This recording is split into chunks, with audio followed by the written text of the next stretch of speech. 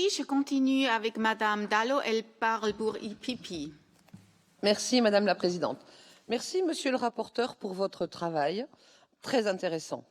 En France, le procès du médiateur montre à lui seul l'importance de ces réveilleurs de conscience que sont souvent les lanceurs d'alerte.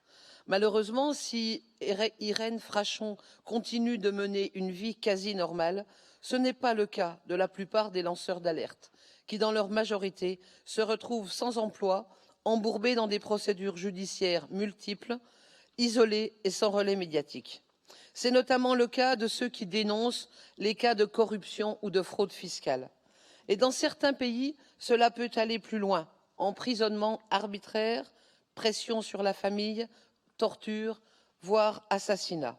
De nombreux textes, directives de l'Union européenne, recommandations et résolutions du Conseil de l'Europe ou lois nationales visent à protéger les lanceurs d'alerte, mais en encadrant la procédure d'alerte.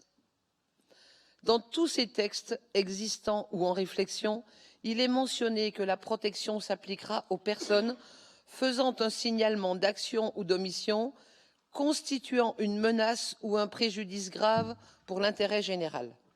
Il n'existe pas de définition juridique de la notion d'intérêt général et celle-ci peut être interprétée selon les systèmes de droit concernés comme la somme d'intérêts particuliers ou comme une finalité, un intérêt supérieur à celui du simple individu. Mais qui décide de ce qui est bon pour tous? Et de quoi et de qui parle-t-on? Ceci est un vrai débat. Aucun organisme indépendant n'existe pour dire ceci est de l'intérêt général et cela ne l'est pas. Aujourd'hui, dans le domaine environnemental, nous voyons que la définition de l'intérêt général dépend beaucoup de qui en parle. De même, personne n'a défini le périmètre de communauté consistant l'intérêt commun dans les pays de common law. Par exemple, dans le domaine fiscal, où se situent les limites entre l'intérêt général et l'intérêt de la concurrence? Si les lanceurs d'alerte ne peuvent être protégés, comme c'est le cas dans la loi française, que s'ils se manifestent dans l'intérêt général, il conviendrait de tenter de trouver une réponse juridique claire. D'autant que dans plusieurs textes, le lanceur d'alerte, même s'il agit dans l'intérêt général, doit le faire en tenant compte de plusieurs restrictions. Le secret défense, mais également le secret des affaires ou le secret médical.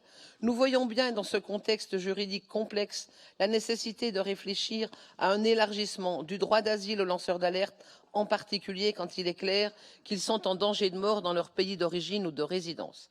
Je l'ai dit, les lanceurs d'alerte sont nos réveilleurs de conscience car ils nous incitent au débat, à la réflexion, au libre arbitre, cette liberté de penser qui est le ciment de la culture démocratique.